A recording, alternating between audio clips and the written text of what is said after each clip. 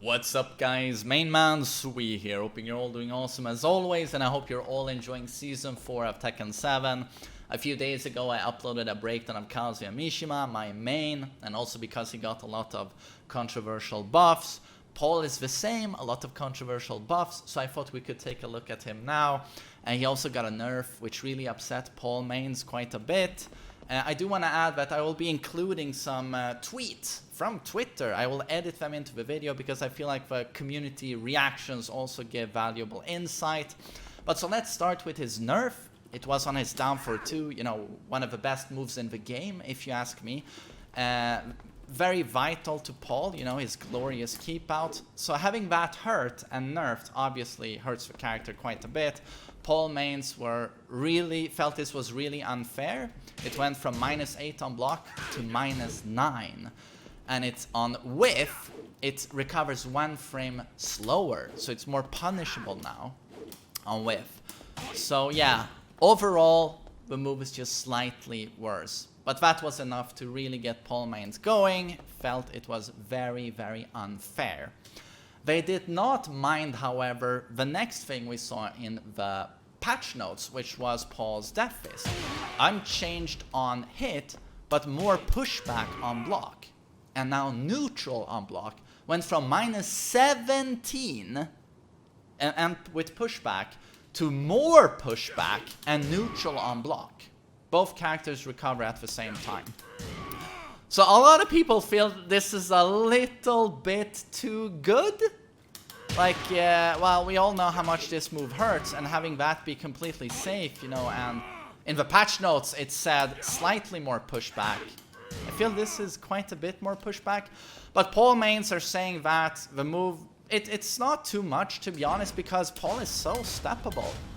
You know, if you just sidewalk, the Deathfist is completely linear. You'll get Paul's back immediately. I'm just quoting from Twitter now. So they feel that this, well, it's good, they say, but it's not broken, it's not unwarranted. The Deathfist is super steppable, so making that better in terms of its block frames, they feel is not too much. I feel it's a little bit too much. However, I've decided that I'm gonna be playing Paul a little bit more now because I feel like his mind games are very interesting. So yeah, that's the first major buff we saw. The Deathfist is obviously Paul's, you know, signature attack, but another very important attack, and the one we like to mix up with, you know, for the low option, is of course the Demoman. This was also, the Demoman was also buffed. So not the non-just frame version, but if you do get the blue spark, you can add an additional 1 now to get a 4th hit. So that does 53 damage. This new string. And I wonder, is that something we needed? An additional hit on the Demoman? But it just feels like it just gets, you know, Tekken 7 was released, and then Season 1, some more damage. Season 2, some more damage for a lot of characters. Season 3, everyone has enormous wall travel and damage. And of course, what happens in Season 4, Paul gets an additional hit on, but it's a little bit inconsistent. But still, he has an additional hit on his Demoman. I feel this is too much. Paul players stress that it's still a launch punishable move on block. But interestingly, this also serves as a wall combo. You know, in Season 3 he got this, which already does 1,000,000 damage. That's 73 damage.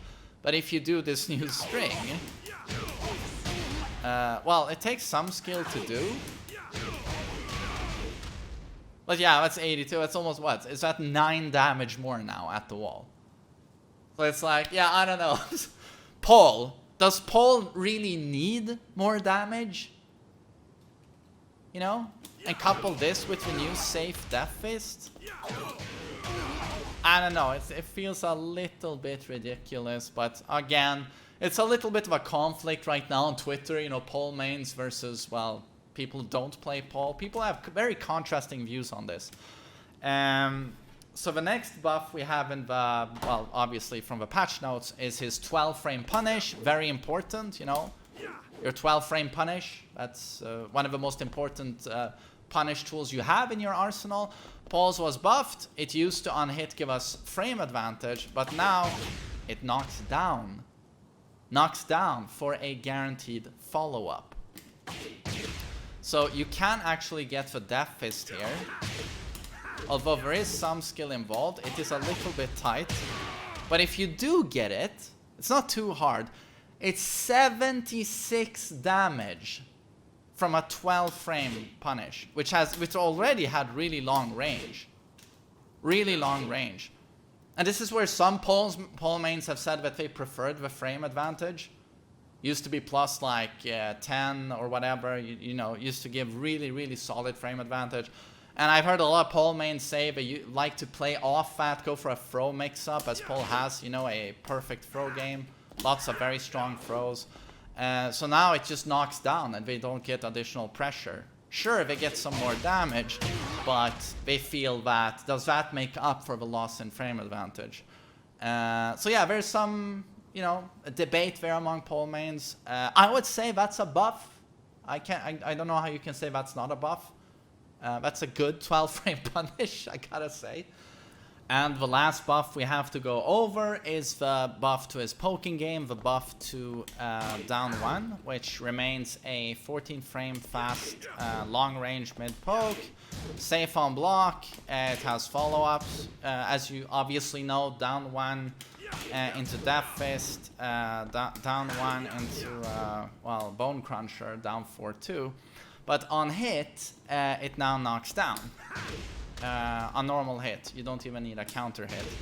And it knocks down, as you can see, it throws them far away, throws them to the ground, and you get really good Oki. Takes quite a while for them to get up after that, so you get to run up and go with Oki. This is quite obviously a buff. You know, you'd be crazy not to say that this doesn't improve Paul's poking game. Paul mains feel that this is a pretty welcome change. So again, it's a long range mid poke, very fast at 14 frames. So again, knocks down. It's very, very strong. Wall splat. So this has obviously, I would have to say, buffed his poking game quite substantially.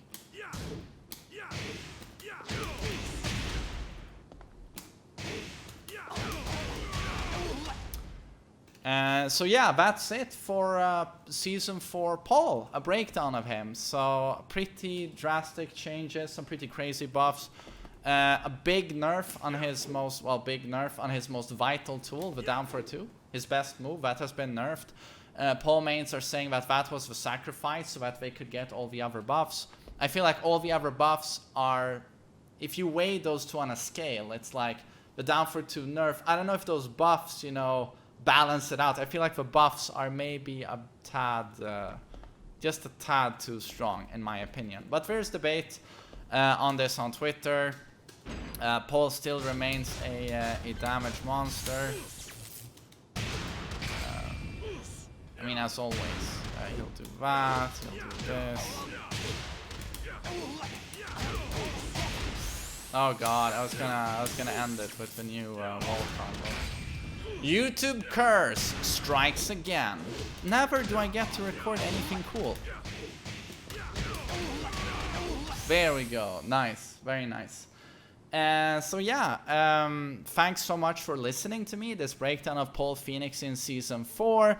I feel like he was already super strong in Season 3. And I think with these changes, he is stronger. Although that down for 2, that nerf initially takes him down just a little bit on the tier list. But then with all of the buffs, I feel like he's gone up a bit. Him and Kazuya seem very strong in Season 4 so far. And again, controversial stuff, so we'll see if it stays. The game just keeps getting changed all the time these days. But we do know that the developers want more damage. More damage, bigger combos, and that's certainly what we're getting. So again, controversial stuff, just check Twitter. As always, you know, there's an uproar, developers versus community, everyone's whiny. But so yeah, I hope you enjoyed my breakdown, and I hope to see you on the next video. So take care everyone, and enjoy Season 4.